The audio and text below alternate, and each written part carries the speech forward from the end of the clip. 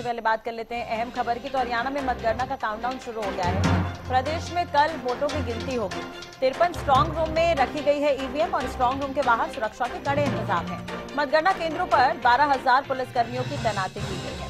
Haryana news पर देखिए सबसे पहले और सबसे सटीक नतीजे। कल सुबह से ही महा कवरेज आप हरियाणा न्यूज पर देख सकते हैं। आपको बता दें कि जिस दिन वोट डाले गए उस दिन भी पल पल की अपडेट हरियाणा न्यूज आपको देता रहा। अब जब काउंटिंग होगी कल, तब आप सटीक नतीजे हरियाणा न्यूज पर देख सकते हैं। तो हरियाणा में मतगणना का जो काउंटडाउन है वो शुरू हो गया है। प्रदेश में वोटों की गिनती कल होनी है। 53 स्ट्रांग रूम बनाए गए हैं जहां पर ईवीएम को रखा गया है। स्ट्रांग रूम के बाहर सुरक्षा के कड़े इंतजाम किए गए हैं। मतगणना केंद्रों पर 12,000 पुलिसकर्मियों की तैनाती भी की गई है। तो ईवीएम की सुरक्षा काफी अहम है। 53 स्ट्रांग रूम जो बनाए गए हैं उसके बाहर यहाँ पर कड़ी सुरक्षा है, क्योंकि 5 तारीख को वोट डाले गए थे। 2 दिन का समय, 6 और 7 तारीख। तो ऐसे में ईवीएम की सुरक्षा करना बड़ा टास्क। हालांकि प्रशासन की तरफ से माकूल इंतजाम किए गए हैं। तो प्रदेश में कल वोटों की गिनती होगी। मतगणना का काउंटडाउन शुरू हो गया है। 53 स्ट्रांग रूम बनाए गए हैं जहां पर ईवीएम मशीनों को रखा गया है। स्ट्रांग रूम के बाहर सुरक्षा के कड़े इंतजाम भी हैं। मतगणना केंद्रों पर 12,000 पुलिसकर्मियों की तैनाती की गई है। हरियाणा न्यूज पल पल की अपडेट आपको लगातार दे रहा है। आपको बता दें जिस दिन वोट डाले गए थे, मतदान के दिन भी आप महा कवरेज हरियाणा न्यूज पर देख रहे थे। अभी भी क्या कुछ राजनीतिक हलचल है, पल पल की अपडेट आप हरियाणा न्यूज पर देख रहे हैं। कल काउंटिंग होनी है तो महा कवरेज आप सुबह से ही हरियाणा न्यूज पर देख सकते हैं। सबसे पहले और सबसे सटीक नतीजे।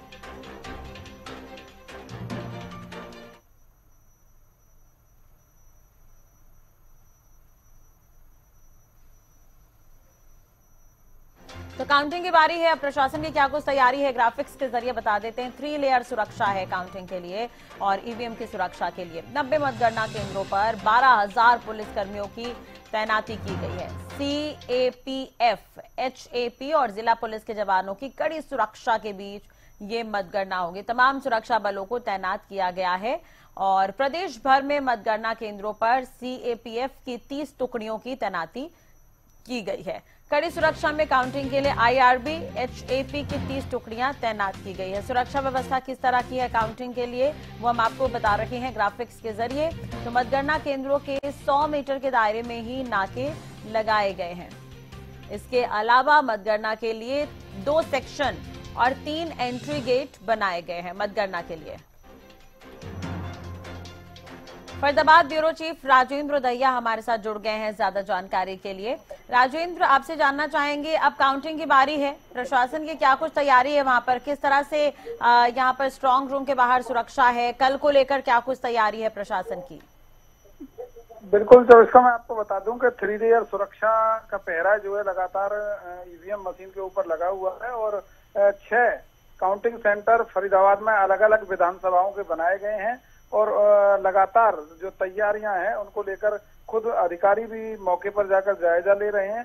तो लगातार कहीं ना कहीं मतगणना की तैयारी जो है पूरी कर ली गई है और अब इसमें देखने वाली बात ये होगी कि जब कल नतीजे आएंगे तो उस दौरान सुरक्षा व्यवस्था या अन्य जो चीजें हैं वो किस तरीके से रहने वाली हैं। तो इसको लेकर प्रशासन लगातार तैयारियों में जुटा हुआ है।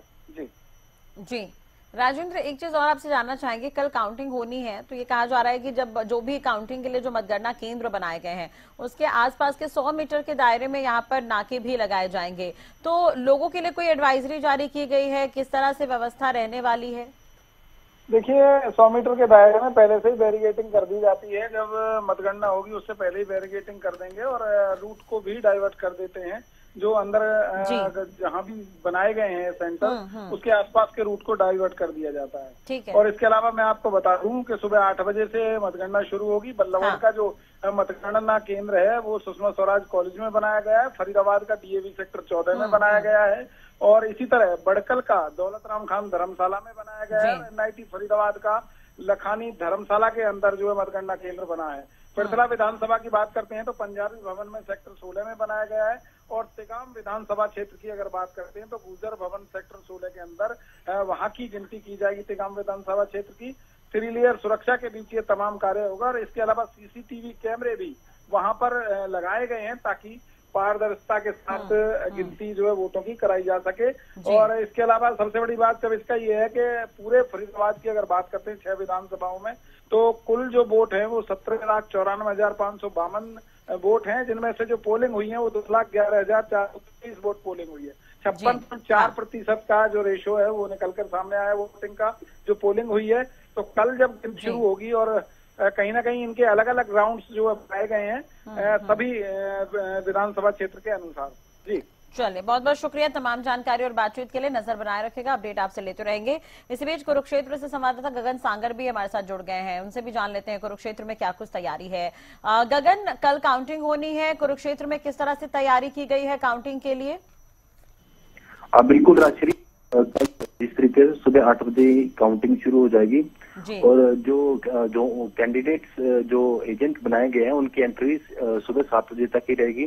100 मीटर का दायरे के जो दायरा बनाया गया उससे बाहर ही जो है लोग रहेंगे और तमाम जो सुरक्षा के कड़े इंतजाम देखने को मिल रहे हैं। 3 लेयर की जो सिक्योरिटी देखने को मिल रही है, हरियाणा पुलिस के जवान देखने को मिल रहे हैं, स्पेशल फोर्स के जवान देखने को मिल रहे हैं। उसके बाद जो है सीएसएफ के जवान भी तैनात खड़े हुए हैं और लगातार सीसीटीवी कैमरों की निगरानी में ईवीएम को रखा गया है। देखिए, कुरुक्षेत्र जिले की बात की जाए तो 4 विधानसभाएं हैं। चारों विधानसभाओं में तकरीबन कुरुक्षेत्र जिले के अंदर 68% जो है मतदान जो है हुआ है और इससे सबसे ज्यादा वोट मार्जिन की बात की जाए तो सबसे ज्यादा 72% जो वोट लाडवा विधानसभा में देखने को मिले हैं। और कहीं ना कहीं देखा जाए तो कल सुबह देखने को मिलेगा कि 8 बजे से ही जो है काउंटिंग शुरू हो जाएगी कि अब की बार किसकी सरकार बनेगी, किसकी। और रही बात, देखिए उम्मीदवार जो है कांग्रेस की बात की जाए या भाजपा की बात की जाए तो तमाम जो राजनीतिक पार्टियां वो बता रही हैं कि अब की बार उनकी सरकार बन रही है, लेकिन ये तो देखिए कल ही तय हो पाएगा कि किसकी सरकार जो बनेगी। बिल्कुल, देखिए काउंटिंग का समय रहेगा और दूसरी तरफ आपने भी देखा 5 तारीख को वोटिंग हुई, 2 दिन का समय रहा। हालांकि जितने प्रत्याशी उनकी दिल की धड़कनें तो तेज हैं, लेकिन उसके अलावा ईवीएम की सुरक्षा भी यहाँ पर काफी तगड़ी की गई है। आपसे ये भी जानना चाहेंगे कि कल क्या आम जनता के लिए कोई एडवाइजरी जारी की गई है, क्योंकि सुरक्षा व्यवस्था काफी टाइट रहेगी, काउंटिंग का दिन है, काफी अहम है, और क्या कुछ अलग से व्यवस्थाएं की गई है प्रशासन की तरफ से कल के लिए? गगन, बिल्कुल राजश्री, जिस तरीके से प्रशासन के द्वारा 100 मीटर का दायरा जो है आम जनता के लिए बनाया गया कि जो काउंटिंग सेंटर जो स्ट्रॉन्ग रूम की बात की जाए तो उससे दूर ही 100 मीटर दूर ही उन्हें रहने दिया जाएगा। कुरुक्षेत्र यूनिवर्सिटी के अंदर 2 सेंटर बनाए गए हैं, एक समुदाय केंद्र और एक शूटिंग रेंज। समुदाय केंद्र के अंदर लाडवा विधानसभा और शाहबाद विधानसभा की जो है काउंटिंग होनी है और शूटिंग रेंज के अंदर विधानसभा थानेसर और पेहोवा विधानसभा की जो है काउंटिंग होनी है। तमाम जो तैयारियां हैं कर ली गई है और सुबह 7 बजे तकरीबन 7 से 7:30 बजे सभी एजेंटों की एंट्री जो है जो स्ट्रॉन्ग रूम बनाए गए हैं उनके अंदर हो जाएगी और उसके बाद जो है एंट्री जो एजेंट बनाए गए उनकी एंट्री नहीं होगी। और देखिए सुरक्षा के कड़े इंतजाम जो है प्रशासन के द्वारा किए गए हैं। जिस तरीके से स्ट्रॉन्ग रूम के अंदर 3 लेयर की जो सिक्योरिटी देखने को मिल रही है, सीसीटीवी कैमरे की निगरानी में जो ईवीएम को रखा गया। 5 तारीख को जिस तरीके से चुनाव हुआ और 90 की 90 विधानसभाओं में काफी टक्कर जो है देखने को मिल रही है। 2 पार्टियां देखिए अभी जो आमने सामने देखने को मिल रहे थे, कांग्रेस और भाजपा। देखिए कल तय हो जाएगा कि हरियाणा के अंदर किसकी सरकार बनेगी, किसकी सरकार। वाकई कल ये तय हो जाएगा कि कौन है इस बार सत्ता में। चलिए, बहुत बहुत शुक्रिया तमाम जानकारी और बातचीत के लिए गगन। नजर बनाए रखिएगा, अपडेट आपसे लेते रहेंगे। अक्षय जुड़ गए हैं महेंद्रगढ़ से हमारे साथ संवाददाता। महेंद्रगढ़ में भी किस तरह की तैयारी है वो भी जान लेते हैं। अक्षय, महेंद्रगढ़ में क्या कुछ तैयारी है काउंटिंग को लेकर कल? बिल्कुल, मैं आपको बता दूं कल मतगणना को लेकर सुरक्षा के जो पुख्ता प्रबंध किए गए। स्ट्रॉन्ग रूम पर जो 3 लेयर की जो सिक्योरिटी की व्यवस्था वो की गई है। शुरुआत में महेंद्रगढ़ पुलिस के जवान तैनात है, उसके बाद एसपी जो पुलिस है उसके जवान तैनात किए गए हैं।